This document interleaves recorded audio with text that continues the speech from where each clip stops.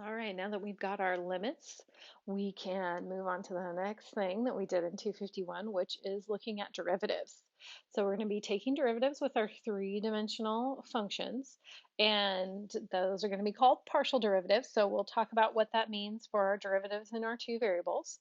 We'll also look at higher order partial derivatives, so like taking that second derivative. And then we'll talk very, very quickly about differentiability. So again, that's just, if our derivative exists and if we're able to take a derivative.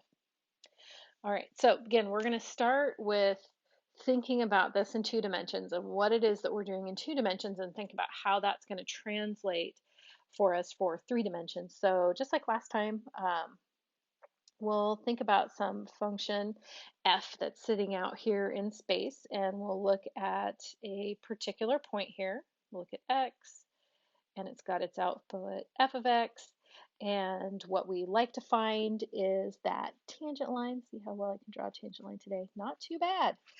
We want to find that tangent line because that tangent line, that slope of the tangent line,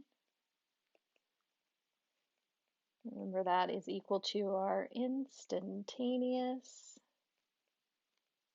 rate of change. And that can help us predict what's going to happen later on with this function.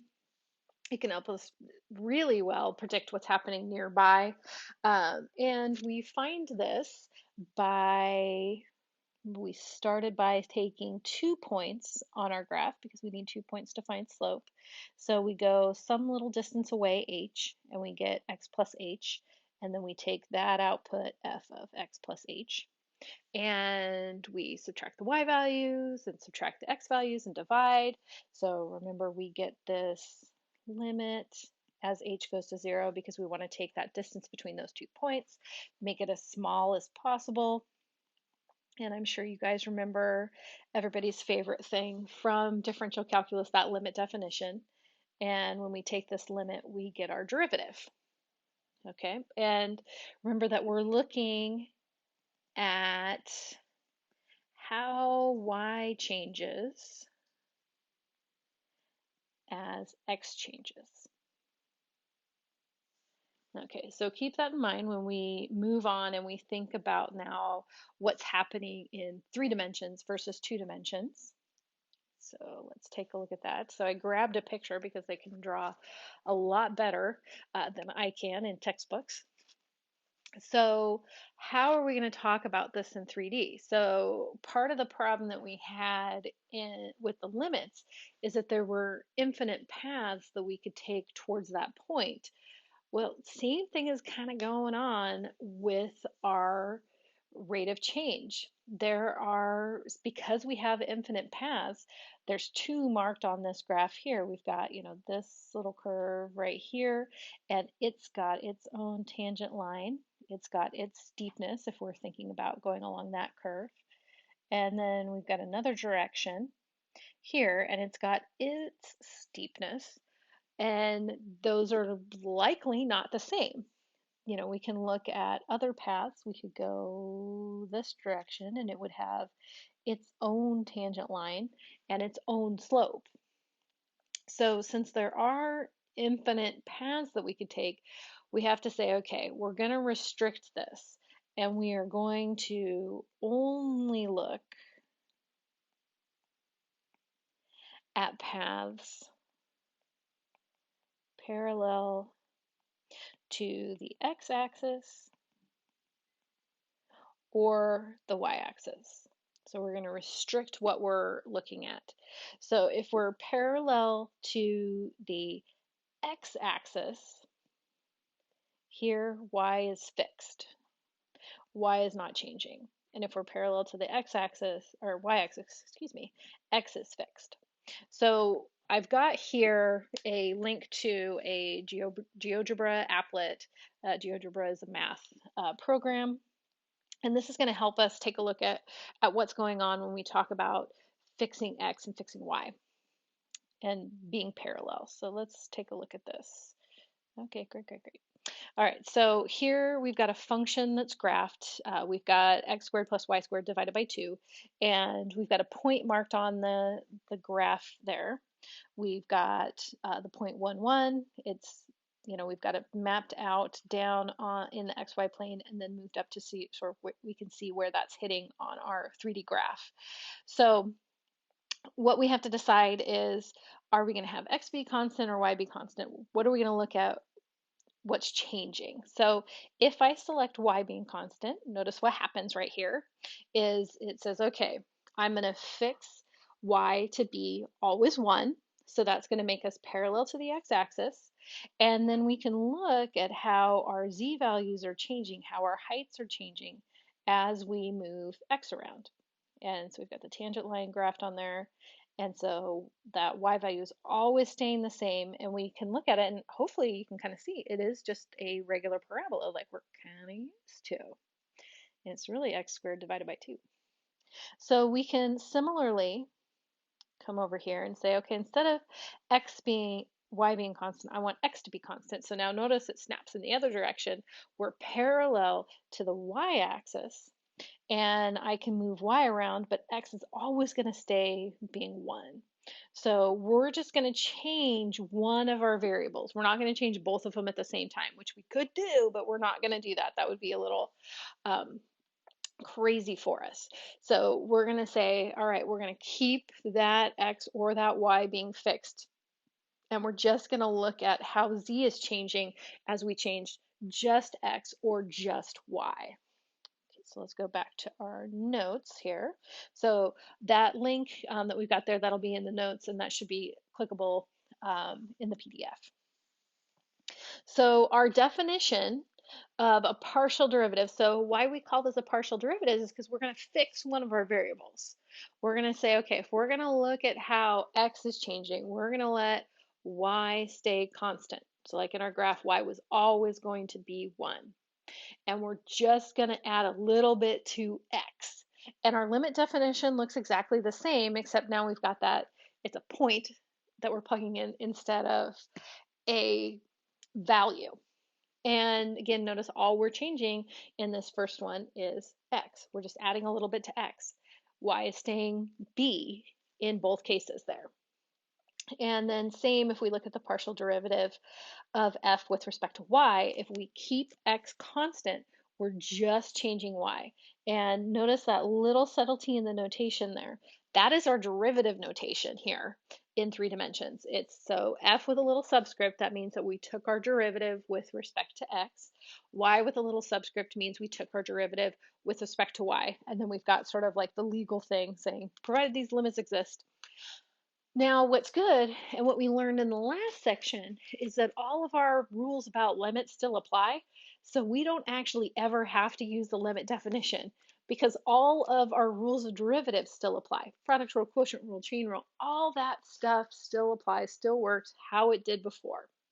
And we'll talk about it here in a second. There are some different notations that we have. So notice the big differences, like our old notations were these guys. We had dy dx, we had f prime, we had y prime, but now we've got 2 variables. And so instead of a regular d, we use kind of this scripty d, and it's just kind of, it really is like a cursive, I can't spell cursive. That is a D. So it's cursive D, since I can't spell cursive today. And it's just a way for us to realize that we're doing something a little bit different than a regular derivative like we're used to in 2 dimensions. So that's telling us that it's a partial derivative. That we've got 2 variables here. Our function f has 2 variables, x and y, and we're going to take the partial derivative with respect to x. Of course, we could have the partial derivative with respect to y as well. This is also looking in particular if we're talking about the partial derivative at a particular point. We're not always looking at a particular point, just like with our derivatives in 2 dimensions. We often want to look at what is the derivative at any value of x with y being fixed. So we don't always necessarily want to look at one specific point. So all of these are when we're looking at a specific point. But of course, we do not have to look at a specific point. But these are just notations that you may see. You might see this partial derivative of x with respect, or partial derivative of f with respect to x. You may see a line and then ab. We've seen this dy dx, x equals a. That's usually how we see it in 2 dimensions. This is the notation that I tend to use the most often, that f sub x. Sometimes there's capital D sub x. So again, that subscript implies that we've got that partial derivative. So let's take a look at how this works with some actual equations here. So given the function f of xy is equal to x squared times e to the 2y, find the partial derivatives of f with respect to x and y. So we want to find f sub x and f sub y. So here, remember, y is fixed, which makes it a constant.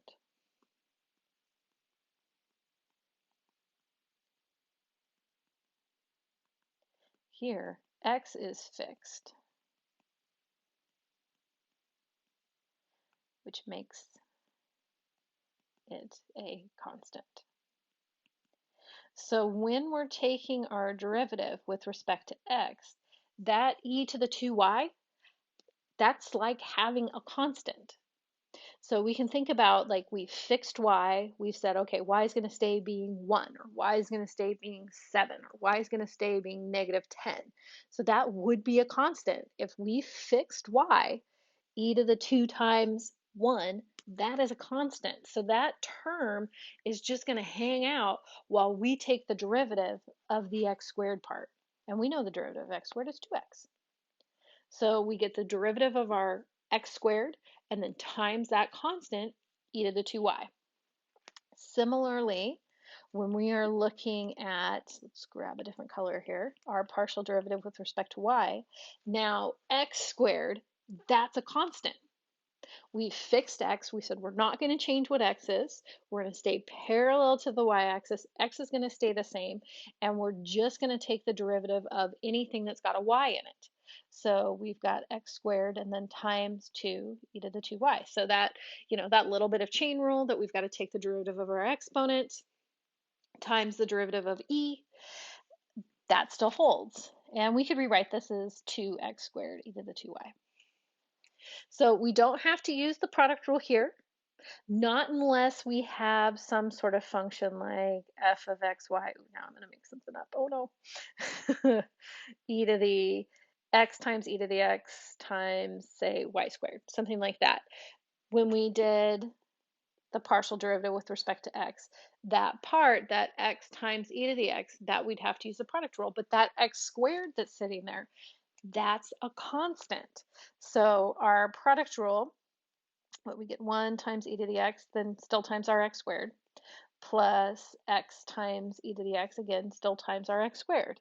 So we use the product rule for that x times e to the x, and then that y squared just stays. Oops, I don't need to write the function again if I want to take the partial derivative with respect to y. If we did the partial derivative with respect to y, now our function is y squared, and that x e to the x, that's a constant term. So it's just going to sit there in front, and then we're going to take the derivative of our y squared. So that's what we get. We get two, slightly different things depending on what variable it is that we're changing. So we, of course, just like in 2 dimensions, can take a derivative of a derivative. So I grabbed this table from our textbook because it was nice and I didn't want to write all this out. So we can take the partial derivative with respect to x first, and then take our partial derivative with respect to x again. So the notation wise, that squared there on the top is telling us that we're taking 2 partial derivatives. And then the squared there on the bottom is telling us that our variable is x both times. So 2 partials, variable x both times. Same with, this one here, that squared up there on the top tells us we're taking 2 partials. The squared on the bottom tells us that our variable is y both times. And if we write this out, it becomes f sub xx, or y sub xx.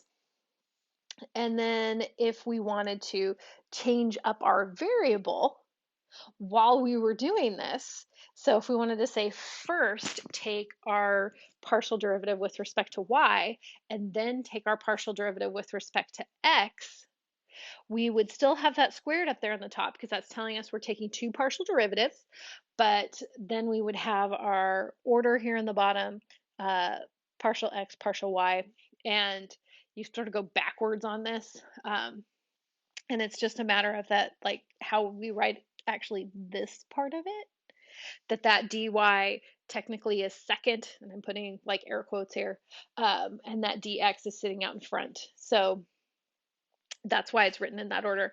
Here's the good thing. If you've skipped ahead and looked at our theorem down here, if f sub xy and f sub yx are both continuous over a region containing AB, then those two partial derivatives, or those two higher order derivatives, whether you take the derivative with respect to x first and then y, or y first and then x, they're the same. So up here, even though this is kind of sort of weird and confusing which one you do first, which one you do second, here's the cool thing. Absolutely doesn't matter. It just doesn't matter. And that's so weird to think of, but it 100% doesn't matter. If we go back to that previous example that we just had, we got on the last page, f of x, y, we got f, so our partial derivative with respect to x was 2x e to the 2y, and our partial derivative with respect to y was 2x squared e to the 2y. All right, so here now if we say, okay, take that partial derivative that we took with respect to x, now take it with respect to y, we're going to get, oh, sorry, I was looking at something else. If we take it now with respect to y, we're going to get 2x minus 2 times e to the 2y. Right? So we're going to get 4x e to the 2y. This one, now if we take it with respect to x, we're going to get 2 times 2x times e to the 2y, and we get 4x e to the 2y. So cool. We could also take this and take that partial derivative with respect to x again. Here we would just get 2 times 1 times e to the 2y. So we'd get 2 e to the 2y. And that's not necessarily the same thing at all that we would get from taking our partial derivative with respect to y again, because that would be 2 times e to the 2y. So we get 4x squared e to the 2y.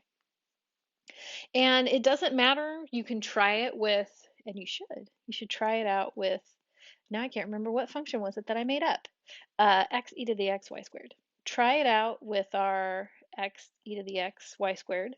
See what you get from f of xy and f of yx, and see that they're the same. They should be equal. That is always true because we've got continuous functions here.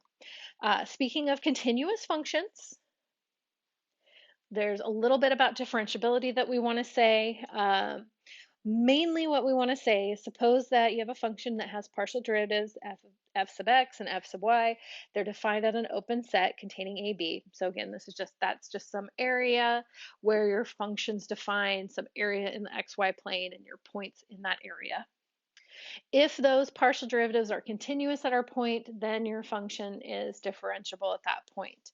If your function's differentiable at that point, then it's continuous. So this goes back to something we talked about in 251 also, that differentiability implies continuity and continuity implies differentiability. So that's just a nice thing to know because it gives you another check that if, yeah, your derivatives exist, then you're continuous, or knowing that you are continuous, that your derivatives are going to exist.